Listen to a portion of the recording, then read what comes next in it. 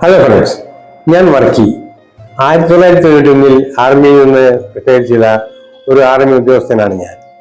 ഇന്ന് ഞാൻ നിങ്ങളോട് പങ്കുവയ്ക്കുന്നത് എൻ്റെ ജീവിതത്തിലെ വളരെ പ്രധാനപ്പെട്ട ഒരു നിമിഷത്തെക്കുറിച്ചാണ്.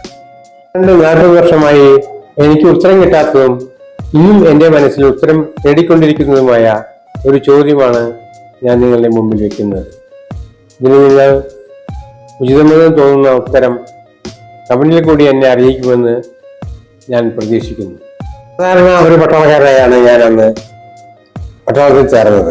അതിനുശേഷം പല പ്രൊമോഷനുകൾ ലഭിച്ച് സുബേദാർ റാങ്കിൽ റിട്ടയർ ആയെങ്കിലും അതിനു മുമ്പ് എനിക്ക് പല ഇന്റർവ്യൂകളും അറ്റൻഡ് ചെയ്യേണ്ടി വന്നു. പല പ്രാവശ്യം ആർമിയിൽ കമ്മീഷൻ ഓഫീസർ ആകാൻ വേണ്ടി ഇന്റർവ്യൂവിന് അവസരം ലഭിച്ചു.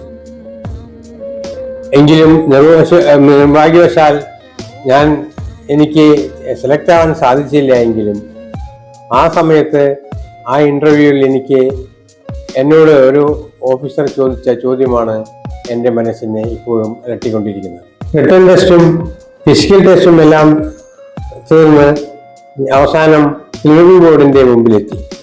അവിടെ നിരന്നിരിപ്പുണ്ട് 3 ഉന്നത ഓഫീസർമാർ. അവർ പലരും 3 പേരും എന്നോട് പലതും മാറി മാറി ചോദിച്ചു.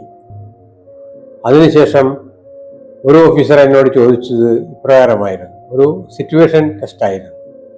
നിങ്ങളും നിങ്ങളുടെ ഭാര്യയും പ്രായമായ സഹോദരിയും കൂടി ഒരു സെക്കൻഡ് ഷോ കഴിഞ്ഞ് രാത്രിയിൽ തിരിച്ചു വരികയായിരുന്നു.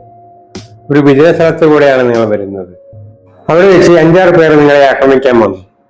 അവരുടെ കയ്യിൽ കത്തിയും വാളും വടികളും ഉണ്ടായിരുന്നു. അവർ ആവശ്യപ്പെട്ടത് ആ 2 സ്ത്രീകളുമായിരുന്നു. നിങ്ങളുടെ അഭ്യർത്ഥന പ്രകാരം അവസാനം അവർ ഒത്തുതീർപ്പിലെത്തി. അവരിൽ ഒരാളെ അവർക്ക് വേണമെന്ന് അവർ നിർബന്ധം പിടിച്ചു. ആ സിറ്റുവേഷനിൽ നിങ്ങൾ എന്ത് ചെയ്യും? നിങ്ങളുടെ ഭാര്യയെ വിട്ടുകൊടുക്കുമോ അതോ സഹോദരിയെ വിട്ടുകൊടുക്കുമോ? ചോദ്യം. ഞാൻ എന്ത് പറയും? ഞാൻ അവരെല്ലാം അടിച്ചു വീഴ്ത്തി അവരെ രക്ഷിക്കുമെന്ന് പറഞ്ഞാൽ ഞാൻ അതിനെ മമ്മൂട്ടിയോ മോഹൻലാലോ അതുപോലെയുള്ള വേറെ നായകന്മാരോ ഒന്നുമല്ലല്ലോ. ഞാൻ എന്ത് ചെയ്യും? എൻ്റെ തല കുനിഞ്ഞു പോയി. ഞാൻ ഒന്നും പറയാതെ അവിടെ ഇരുന്നു. അവസാനം അവർ എന്നോട് പോയിക്കൊള്ളാൻ പറഞ്ഞു. ഈ ചോദ്യം എന്നെ ഇന്നും വേട്ടയാടുന്നുണ്ട്. ഞാൻ ഇത് നിങ്ങളോട് ചോദിക്കുന്നു, ഈ സിറ്റുവേഷനിൽ നിങ്ങൾ എന്താണ് ചെയ്യുക? ഭാര്യയെയോ സഹോദരിയെയോ അതോ നിങ്ങൾ അവരെ അടിച്ചു വീഴ്ത്തി അവരെ നേരിടുകയോ എന്താണ് ചെയ്യുക? നിങ്ങളുടെ മറുപടി കമന്റിൽ പറയുക. നിങ്ങളുടെ അഭിപ്രായങ്ങൾ കേൾക്കാൻ ഞാൻ കാത്തിരിക്കുന്നു. ഇത്തരം ജീവിതാനുഭവങ്ങൾക്കും ചരിത്ര കഥകൾക്കുമായി വറോസ് വീഡിയോസ് സബ്സ്ക്രൈബ് ചെയ്യൂ. Thank you all.